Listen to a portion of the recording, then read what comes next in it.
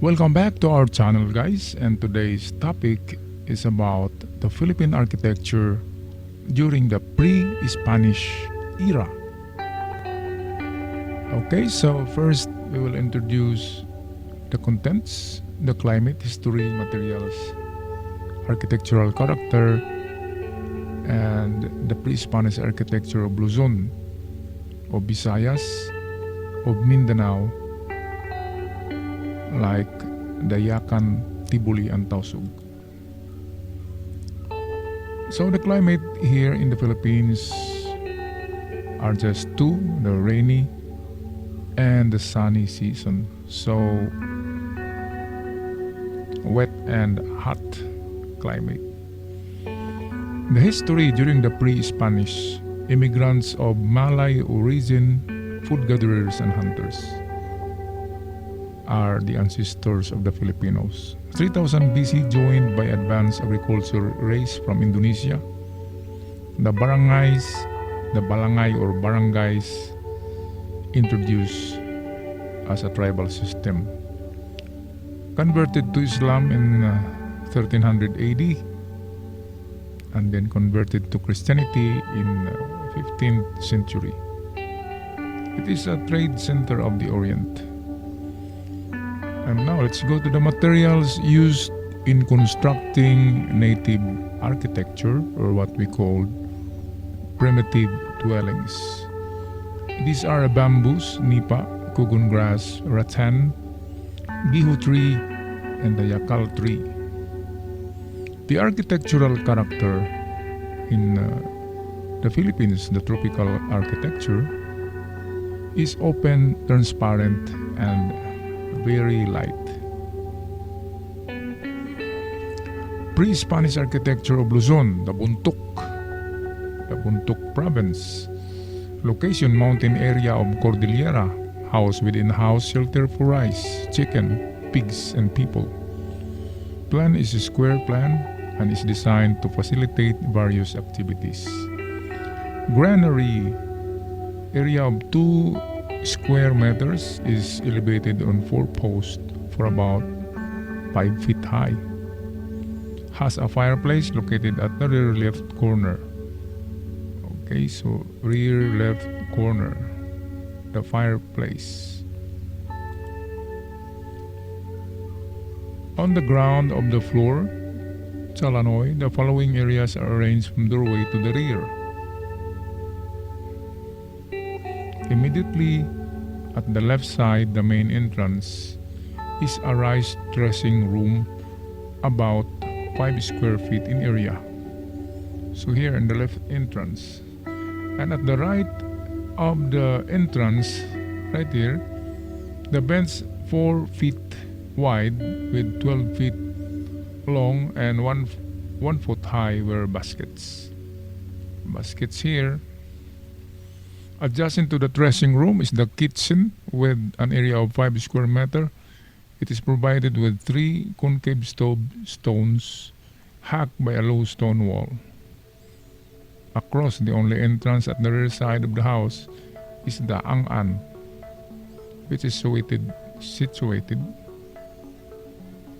The ang-an is used for sleeping and storage. This is the only room with wooden flooring and ceiling.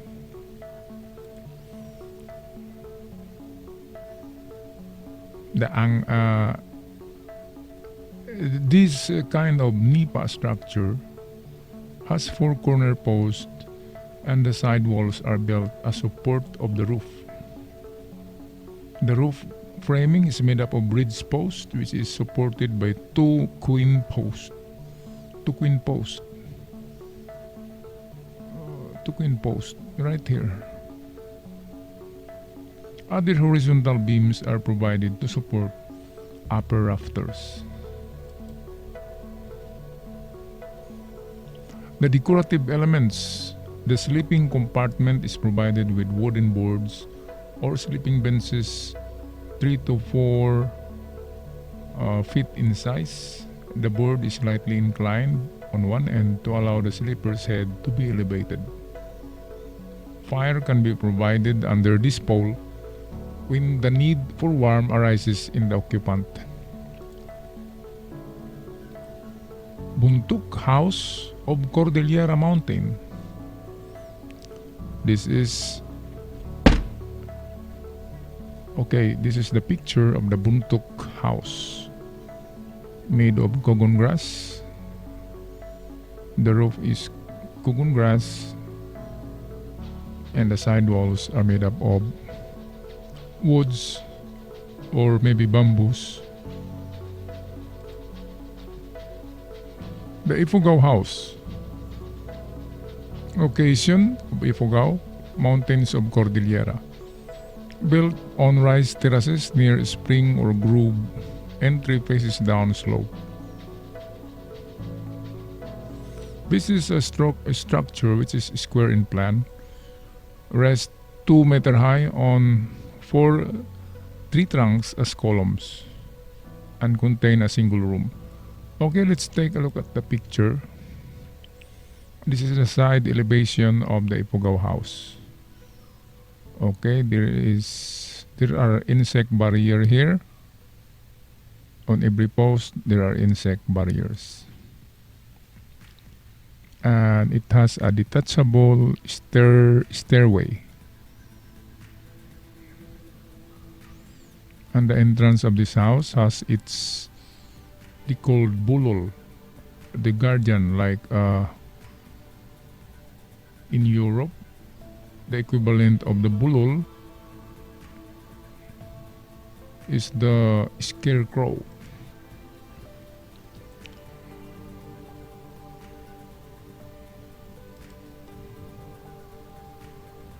The decorative elements of the Ifugao house, carabao skulls and pig's jaws are used, indication of status and keeping peace with gods.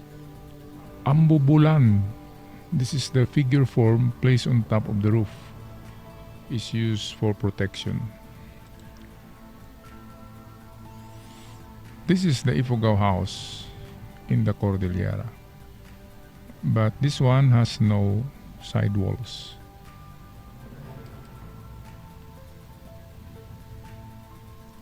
Apayao, pre-Spanish architecture in Isnig, Apayao. Location, mountain of Apayao and the northern end of Cordillera.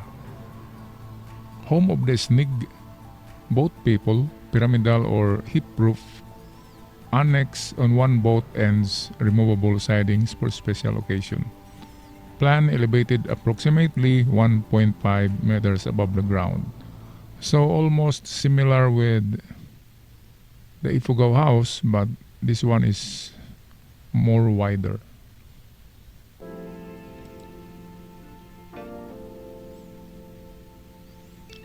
So in its structural of the Apayao house, 15 posts of heavy hardwood are used to support. So meaning to say this is a big house because it uses 15 posts, while the Ifugao house only uses 4 to 6 posts. Posts are distributed in the following manner. Sinit post, 6 of these support the data G and to support the tarakit.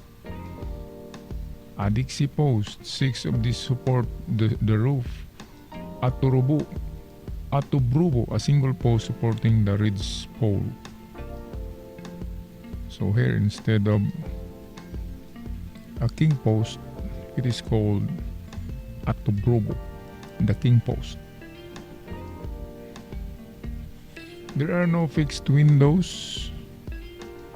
Openings in wall construction system allow occupants to remove few wallboards in case air is needed for interior. So the side walls of this house can be removed in case of they need more air. Isnig of Apayao Mountain, a northern part of Cordillera. This one is a much better constructed Isnig house. Made of wood is the side wall, and at the top, nipa and bamboo are used for roofing.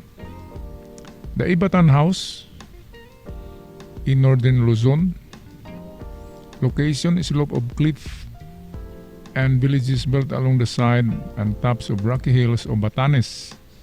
This one is located in the Batanes Island, the famous Ivatan houses made from coral stones and kugun grass.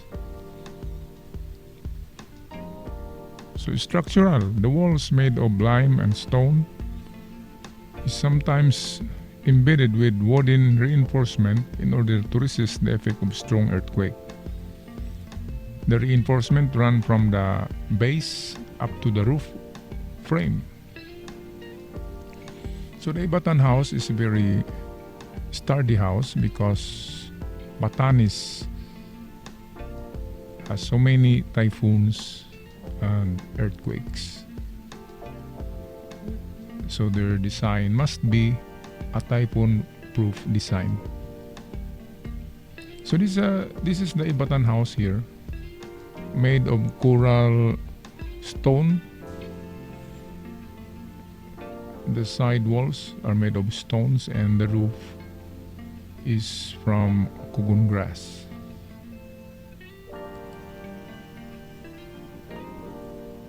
In Kalinga, Apayao, location, the mountain slope of Cordillera. So their plan of their house is rectangular or octagonal in form. The octagonal shape is called binayon or fination. Living area is elevated 1.20 meter. Attic is located underneath the roof, which is also used a granary. Elevated fireplace is found at the left rear side. Flooring and the elevated portion of the house is made of removable reed mats resting on floor joist. And this is the picture of the Kalinga or the Apayao house. The approach to the house is through the ladder, right here, the ladder which leads to a narrow platform at the front. So notice, windows are closed because the region of Cordillera, same with Baguio, has a very cold climate during night. The Mangyan in the hillside of Mindoro. Communal house is elevated from the ground 1.50 meters to the surrounding platform. Palaganan, the passageway at the central part of the house, leading to the main door. Visitors may sleep at the palaganan, but most of the time this is used as an extra storage space for the families. Individual families are not separated from one another by partition. Rather, their space allotment is defined by a mat spread on the floor and also by their individual fireplaces. So let's go to the picture of the Mangyan house. This is the sketch of the Mangyan house. There are no windows. Opening are provided through the space between the flooring and the underneath surface. So air ventilation passes through the floor of the Mangyan house. The Tagbanwa or Tagbanwa location, coastal and near coastal plains and valleys of central Palawan. Elevated on stilts about 8 feet high, usually made of 8 levels. Each level corresponds to certain functions such as entrance, cooking, or dining.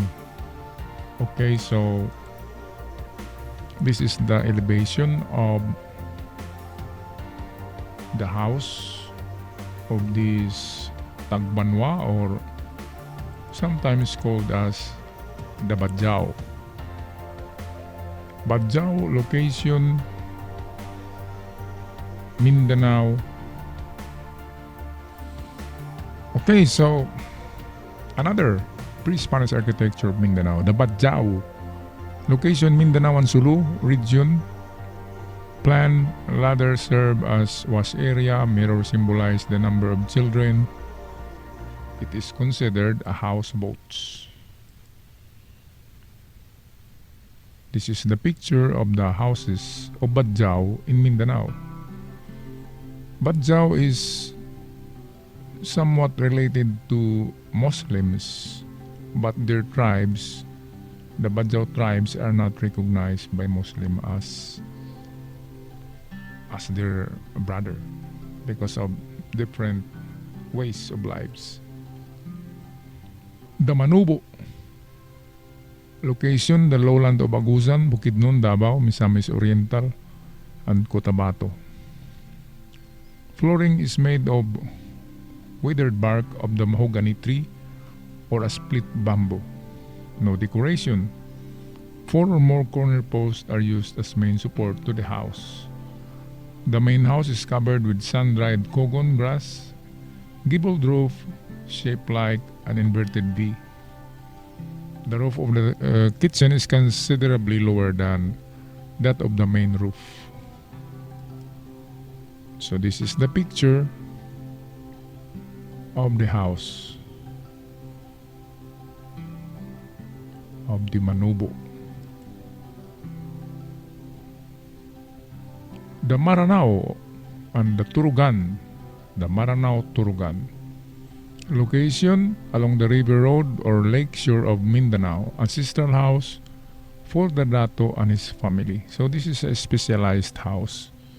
The Maranao Torogan, it has character. Let's see in the picture. It has so many posts, and the most famous character of this is the panulong. Here is the panulong. This is a Dato house, so this is a fully decorated house. The Torogan house is constructed by first putting up the center of post called Rapuwili, followed by 4 corner posts called Lukod. In beams are called panulong, are ornately carved with piyako. It is a fern-like design or dragon-like motif, or the sarimanok motif of the Muslim. Walls are made of gisok wooden panels carved with ornate ochre designs. So this is one of the existing Dato house, or what we call the Torogan of the Maranao. In Samal, coastal waters of Hulu, consisting of one or more small rooms, a kitchen are built partially above the ground and water on wooden posts. The structure is stilt, as usually made of bamboo poles, while walls are made of wooden boards or sawali. Roof thatching is held securely by placing flattened bamboo spaced far apart over it. So this is how it looks, similar with the Badjao house, but this Samal house is much bigger house compared to the Badjao. The Tausug. Location, coastal water of Tapul, Siasi, Basilan, Malaysian, Borneo, Tawi-Tawi, Zamboanga, and Cotabato. Bay Ismug, their native name for traditional Tausug house. Plan is elevated above the ground, consists of the following parts: in transports or salos, sleeping quarters, and kitchen. Bilik is the sleeping area, panran, an open extended platform used as family area. And found at the top is the Tajok Pusong. It is a wood carving in a form of manok, showing a stylized head neck of a rooster or stylized design of a naga dragon. I guess this manok is influenced design from the sarimanok.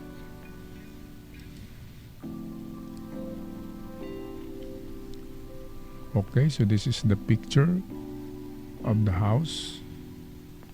Look at the finial on the top roof.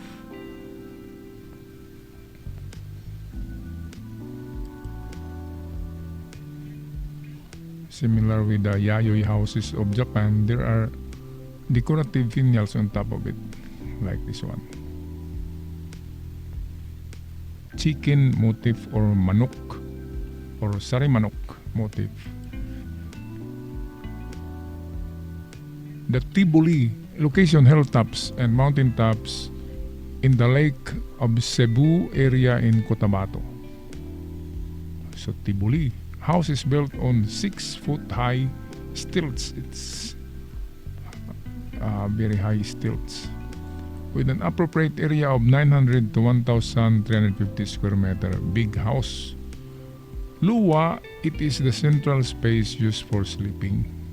The blaba is the side area, usually 6 feet wide. Disyong, this is located opposite on the luwa and the blaba. Dufil, located on both sides of disyong and sometimes elevated at a height of 3 feet. Make that right, 3 feet over the ayuwa. This is the sleeping quarters for wives and children of the headman. So this is the form of the house. The height of the stilt is 6 feet, height of a basketball player. Back door is entrance to the house, kuho. This is the heart made of beaten earth floor with a shelf where pots and pans, baskets and other utensils are kept. Door is an area used for kuho and stair landing. Fatuhu, located at the rearmost part of the house. It is the utility area. Kotel, a detached structure located some few feet away from the house. Structural bamboo is generally used for the house post. Walls are made of sawali. The lubiaba wall is hinged to the floor at its lower side so that it can be opened towards outside in case of extended floor area is needed. Okay, so this is the design of the house. It's very good looking. The Yakan is still in Mindanao, located at the mountainous interior of Basilan. The Yakan house, elevated 2 to 3 meters above the ground, single room structure, rectangular in plan, with approximately 50 to 100 square meter floor area. This is a big house too. Does not have partition. Kitchen is used as the family dining area. Porch is used for entertaining guests. In the living room, one will find a cloth weaving loom located near the door which leads to the porch outside. So this is how it looks like. The Yakan house. Doors are oriented towards the east for prosperity, while few and small windows are provided because of the belief that bad spirits cannot pass through the small openings quite easy.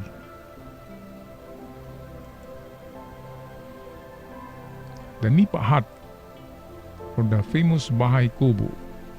This is the indigenous house used relatively all over the Philippines before the Spaniards. Traditionally made of bamboo tied together, covered with thatched roof or anahaw leaves or nipa. Originally, the Bahay Kubo is one-room dwelling structure with ports provided on all sides. The Bahay Kubo graduated into more sophisticated type of dwelling. The Bahay Kubo first was popularized in Luzon, also in Visayas. Okay, so in Mindanao, also in some part of Mindanao, Bahay Kubo are being used by Christians. So parts of the Bahay Kubo, the bulgan, silid, paglutuan or giler. As you notice guys, some of the terminology used are Filipino words. That's why Bahay Kubo is related to some Christians, especially in the Luzon area during the early times, Tagalog used the Bahay Kubo. The nipa hut, or still known as the Bahay Kubo. Okay, this is the more modern design of the nipa hut. See the interior, it's very warm and cozy and somewhat looks like a rest house in some resorts. Well, thank you for viewing, guys, and there is questions at the end of this video. Please answer it. Okay, guys, for your questions to be answered right away, we have here 10 questions for you to answer. Okay, you know where to send your answered paper, right? Just keep the hard copy for future use. Okay, we will collect it maybe before the final or midterm exam. So number 1 question, how does Spanish colonization affect the architecture in the Philippines? Number 2, how does Spanish colonial architecture reflect Filipino identity? Number 3, what is the pre-colonial architecture in the Philippines? What is the culture of Filipinos during the pre-Spanish period?